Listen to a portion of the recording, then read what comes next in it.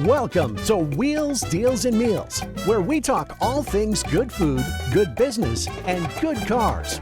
And now, here is your host, Arnold Gasita, founder and CEO of Petra Automotive Products. Let's roll. We are back, and we have the better side of Giancarlo, right? Absolutely. There's no argument there. No. Yeah. No. Which happens to be Cuban like me. Yeah. So Lisa, I said I'm going to remember Lisa by saying Mona Lisa. Mona Lisa. Mona Lisa. But Lisa, who is Giancarlo's wife, before, so thank you for being on the show. Thank you. But so we want to go right into, how did you meet this guy? Oh, boy. How did you get here with him and he got here with you? How much time you We have? got time. We got How much time you time. have? Maybe we did two parts. I don't know. Oh, wow. Well, it was really fate because I was supposed to be transferred to Dublin, Ireland in September of 1999 because I was working for Citibank in Tampa. And we opened up a European service center in Dublin. So my boss was supposed to transfer me, and he called me in his office, said, look, I'm not sending you in September of 99. I'm going to send you in March of 2000 because I want all my employees with me for Y2K. And so I called my mom. I had to use my vacation before the end of the year because I was saving to use it over there and travel in Europe. So she said, oh, come with me. And my stepfather and her is a mechanical engineer for Frito-Lay, and he buys a lot of equipment for Frito-Lay in Italy. And so I tagged along on vacation, and my mom and I were hanging out while my stepdad was working. And he always stays at this hotel in Bassano de Grappa. And I was working. Where That's the hotel you were working at? Yeah, that's the hotel he was working at. He's the executive chef there. So he closes the kitchen one night, and he's supposed to go out with the guys to a club that night. And he walks by and he sees me. And Where were you at and what were you? I was, it's a boutique hotel. So I was having a glass of red wine at the bar with the lady bartender. Nobody was else at the bar. Just me and the lady bartender talking. Good job. Good eye. Oh yeah. So, and then all of a sudden he comes back with all these guys to the bar and starts. But did he approach talking you to me. first alone, or he just No. shows up with the He posse? shows up at the posse. He meant to tell the posse, I'll meet you at the club. He told the posse, I'll meet you at the club later. I found out later. But they didn't believe him. Goes, what's going on? He said he forgot to do something in the kitchen. They didn't believe him. So they followed him to the bar. Those Italians. Yeah. So he was with a lot of They wanted to know the cheese mate. Exactly. Exactly. So What was his opening line? Like, hey, I'm the chef here. I get your free food. no, he didn't say that. No, he didn't say that. He just I said, could do pastelitos de guayaba. he just said, hi, how are you? And he said, he was telling me about one of his sous chefs had gone to Japan to do a stage there. And he started showing me pictures of sharing the pictures that he took of different plates. So, I'm at this bar and this guy showed me pictures I just met out. Yeah. Well, I could see he was a chef. He had his jacket on. And I think, And we were chatting with the bartender. yeah. And And, yeah, he knows the bartender really well, obviously, the lady bartender. And she said, no, she's here in vacation, blah, blah. So this is why we start the conversation. So what was your first date? How did you ask her out to go? Actually, it was a first date, but that was a community first date, I guess, because they all come tag along with us because we that night we were about to go to So that was the first date, you're saying, that with everybody going together that night? yeah, because we invited to the presentation of the Novello wine, which the Beaujolais in France, no? So it was November, it was the first wine, so there was celebration in town, and I said, we want to show you this great town next to Bassano. It's called Marostica. If you want to come with us, imagine, and by yourself, just met us. And Did you know Italian? no, he was speaking to me in Italian. I was speaking in Spanish. Right. So we were trying to communicate. yeah, and But I guess the bartender, she secured her, say, you can go, they're a nice guy, don't worry about it. But Don't freak out. don't freak out. Meanwhile, her mom's in the room going, what? No, she left a long note on for my parents, the if anything concierge. happens to me, I'm with the executive chef at the hotel. His name, you really? yeah. His name is this, and blah blah. So Oh call my the God. So That must have made him feel comfortable too. Like, what? You know, because in the United States, people get killed here all the time. Wait. She never saw that note because she. No, I ended up coming back and tore it up because obviously I got back You safe. feel safe. Yeah. What was your first date alone without the whole? Oh, my first date alone, it was like in Tampa, Florida, because she left. What do you mean that I was your left a first date couple alone? days. Yeah, because I left a couple of days later, and he wanted me to go out another night, and I didn't want to. I was too tired that night. He left some flowers at my door, and I didn't answer the door, and so then Romantico. yeah, and then Then she left the I next left day. the next day, and we said goodbye. He was waiting for me in the hall lobby, and I introduced him to my parents as we were leaving, and then the weird other fate thing of that is that when he he knew I was I was living in Tampa. He had a very good client that frequented his restaurant that was Italian, married to an American in Tampa, and he owned his own Italian restaurant. He would come to this restaurant all the time and say, "When are you coming to my restaurant to do a dinner in Tampa?" And so when he realized I was gone and he wasn't going to see me again, he asked his boss, Johnny, "Let's call Francesco and get him to fly us down to Tampa. I need to see her again." Never been in the United States before, so Now all of a sudden you want to do a dinner in Tampa. now the sun. Let's do dinner in Tampa. Now he was convinced, Jeff. I think anybody that hears a story about an Italian chef Yeah, that meets a Cuban Yeah. lady yeah, at a hotel that he works at, yeah. the story should continue as Yeah. I cooked for her. Yeah. That's my whole point. It was And all the way actually, around. I was cooking for him. I told him I'm going to cook for you.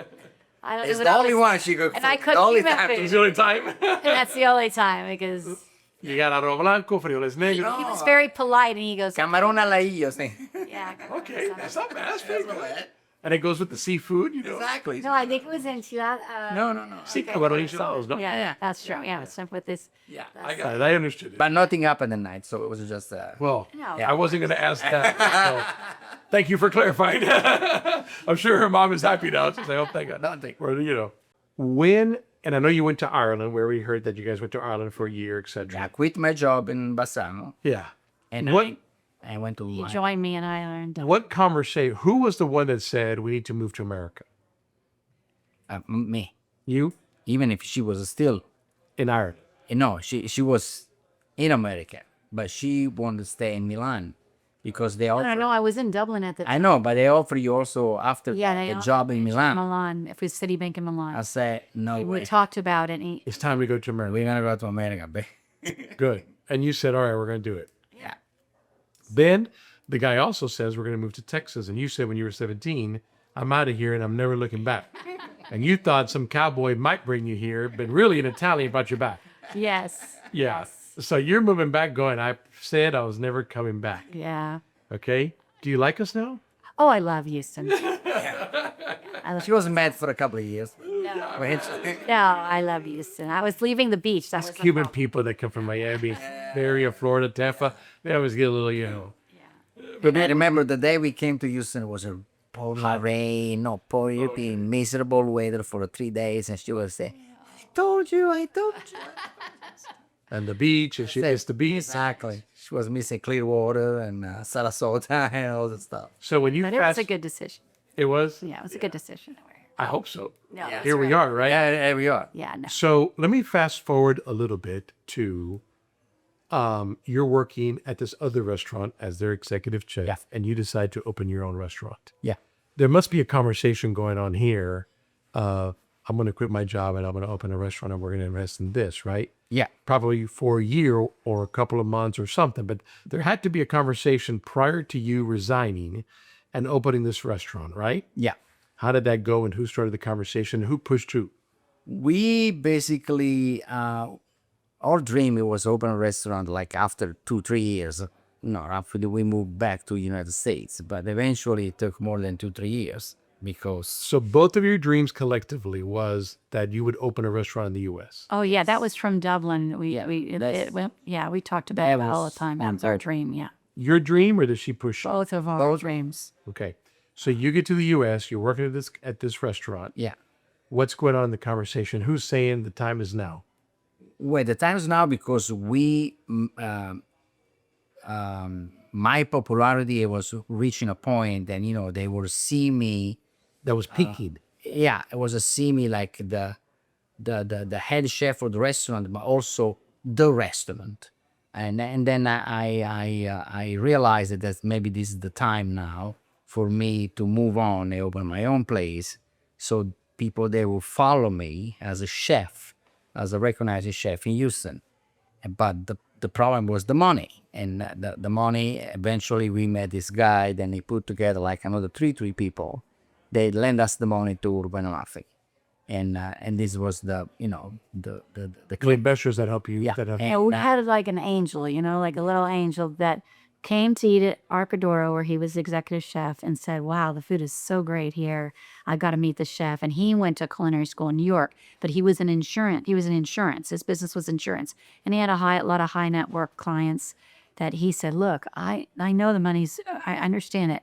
The money's an issue, because if you have to have, if the bank's not going to lend you money unless you have that exact money in stocks or something like that, the same amount of collateral." So he said, "I could have high net worth individuals that can lend you the money. You need to have your own restaurant." And he said, "You want no partners. It's just got to be you and Lisa, 50-50. And that's what he said. And he was just amazing. And he put the whole thing together.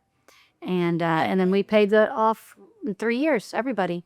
Yeah, yes, fantastic. We were looking for location together. We were, see a different kind of option. If it was Galleria was a good thing or not. But eventually, I think this. Were you a little nervous? I was not nervous. I knew that. First of all, I believed in him, and I was in private banking for a while, so I could watch the money and the books and stuff like that. So it's a good partnership. So I knew we would be successful. I just knew it. And he's really good with money and what he needs to spend, and what on rent and things like that. So he wasn't going to go somewhere. Part of my story to be. Where he was going to spend a lot of money on rent. It's great. Yes, yeah. It's funny how God. It's funny, but it's interesting how God takes you to this journey. Yeah. And teaches you things along the way. You don't realize it, right? How long have you been a chef? Oh my God. Since I was 15. I mean, You went to culinary I've school? been in culinary school. You don't have to give me your age. 15. Probably more than 40 years. Yeah. 40 years. So 40 years, let's say, in the business. So many people want to be you, but don't realize the schooling that you went through since you were 15 to get to this point, to be at a restaurant where somebody comes in and says, "I know people that will invest in you, that believes in you, that will invest with you," right? That doesn't happen on day one. That happens after a journey. Right? Long one. An incredible journey that I think sometimes today, young people don't have the patience to go through the journey. The journey teaches so much. Right? My journey, before I opened my company, I worked for somebody else for 18 years. 18 years I worked for them. But you know what? I learned a lot. I tell people this, not only did I learn what to do, but I also learned what not to do. Exactly. Right? Yeah. I got to see their failures with their money, not mine. Exactly. Right? And also had investors that came in and believed in you and said, "We can do this together." And a wife that says, "We're going to do this," and gung ho. I'd say I was more nervous than she was. Right? Because you're taking that security blanket away, and all of a sudden it's okay. Here we go. It's gonna be cold. There's no looking back. There's no looking back. But that's part of the American dream, and what makes people like you, Absolutely. thanks to God and a family and a wife, successful in America. Yeah. That you come here, that you learn, you come here with an education that you learned from your experience. You work here and sweat here hard, work for somebody else, and work your way to being your own, having your own place and being your own boss and living the American dream. That is to me the American story. Absolutely. Yeah, I mean, I believe the American dream is still out there. You know what I mean? You just to reach and grab, but you have to have the passion, and you have to work through that dream, because it doesn't just come and follow you around. No, you gotta It takes years. It takes years. It takes Especially now, and usually the ones that have those long years are the better ones. Right? Yes. There's a lot of learning going on here. Life is happening. I used to have a boss that says you cannot hurry experience. Right. Experience is experience. Exactly. You can't hurry it. No, it's time. Time has to do it, to process it. School give you the base, like the knowledge of understanding the job and eventually you're gonna do, but just the everyday life for sure. Well, we're going to enjoy this food. I'm going to ask you a couple more questions, but guys, cheers to your success. Yes, thank you. To your story, to Thank you. your wonderful restaurant. Cheers. Well, real quick before we eat the food, what's your in the Lisa Museum? What is the car that needs to be there? What is your dream car? You may have it already. You may not. dream car? Yeah. What is your dream car? The I like that. The what is it? The Alfa Romeo. Sorry, Alfa Romeo? Romeo, old vintage. The cabrio, The cabrio, the duetto, yeah. Alfa Romeo. Yeah, that's that's beautiful. classic, don't it? Yeah, Yeah. it's got you. Okay. What do you want in your museum? It's just so much fun to drive, around in cars like that. I hardly fit in those cars. I mean, I can afford yet the Ferrari. Right. I don't want you to afford it. I want you to know what the dream car in the museum is. Yeah. You know what actually just came up is the name of the Ferrari is called Amalfi. Can you The imagine? latest. Can you The imagine? latest one is the Amalfi. Can you imagine driving a that's Ferrari with the that's name yours. Amalfi? Yeah. That was That would be good. the good. That's really good. And I I like was that. I was lucky enough to see the presentation this summer in the town of Amalfi. I mean, you know a couple of people in the Ferrari world, you know. Yeah, couple. We'll see. Of all the places you've traveled, what is your favorite? Ooh, this is a tough one. Well, think about it. You know yours? Yeah. What? Amalfi Coast. But that's also where you met him. That's kind of like, No, I didn't meet him there. I met him in the north. that's right. You met him in the north when he was there. Yeah. Venice. But no, Amalfi Coast. I mean, there's nothing that beats it. I mean, I tell him, you don't understand. It's the most beautiful place I've ever seen. That's great. I still have lots of traveling to do, but I've been a lot of places, and it's just gorgeous. What's on your bucket list that you haven't been that you want to go to? Oh boy. There's a lot of places. I want to go to Austria. I want to go to Budapest. Hungary. I want to I go. went with Japan. I want to go to Japan. Yeah, Japan too. Japan would be nice. We have an office in Japan. Let us know. But You don't know if it's Japan? Okay, perfect. This is good to know. of all the places you've gone to, what's your favorite? I can say Amalfi Coast because I was born and raised there. You know what I mean? I like a lot south of Spain and north of Spain. I mean, I feel pretty comfortable in Spain. Like Barcelona? Everywhere. I mean, actually everywhere. I've been everywhere in Spain. I actually like Barcelona. I've taken free seafood. Barcelona, Sevilla, Valencia, and Murcia. Oh, and The north part is outstanding for seafood. Food, yeah. I mean, San Sebastian, Santander, and it's Vigo. It's just if you love seafood, if you're a I chef, think Italy, Spain have a lot of yeah, to nice offer areas, Yes. especially as you get into more remote places and smaller towns, and just it has a unique beauty and feeling of it. So places you haven't gone to would be Japan. That's on Definitely your bucket Japan. list. Definitely Japan. Yeah. What's your favorite food? Favorite food. I mean, my comfort food is Cuban food. Cuban food. But I love Italian food. I mean, Italian food is great. I like that actually. What's your favorite food? My favorite food after Italian is Japanese. Yeah. Okay. I mean, I love raw seafood. I love carpaccio. I love sashimi, and Japan is a wonderful place. You're gonna I know. Tokyo is I know. and it is spotless. As a chef, I mean, I think one of the dreams as any chef, to be part of the cultural experience of Japan.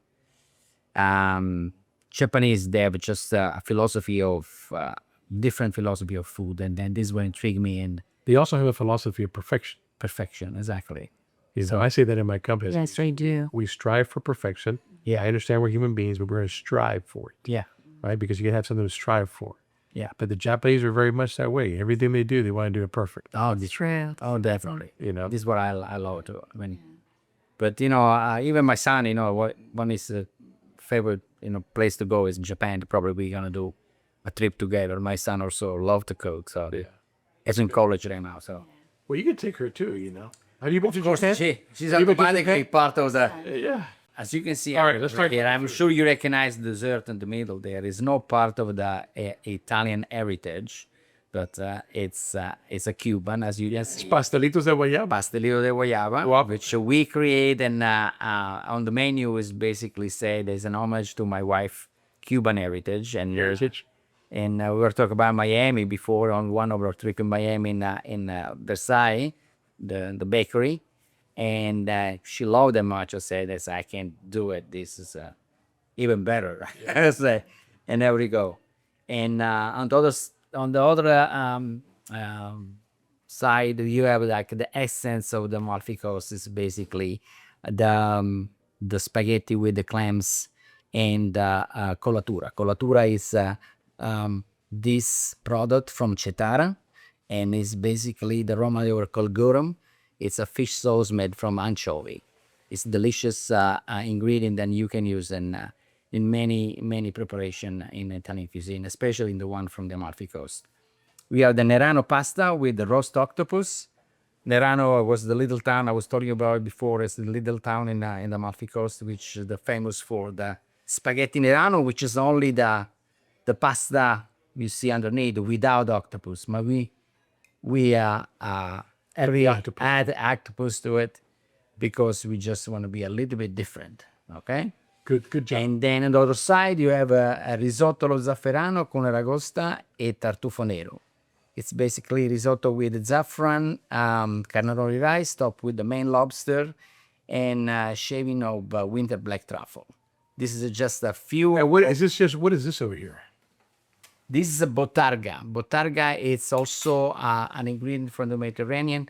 That fish roe is a mullet roe, been dried and salted, and basically they call the dry botarga. It's the caviar of the Mediterranean.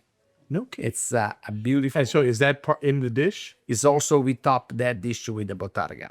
Okay, look, we got to pass this around before we end the show, and we all have to taste this. Okay, Yes. if you want. I mean, Yes. I think we gotta. You have a taste. I'm sorry for the cameraman; he can taste, but you know. Taste later. We're gonna test you later for it. Delicioso. Delicioso, riquísimo. And I gotta have a little bit of this because Yeah, just drop it on. Yeah.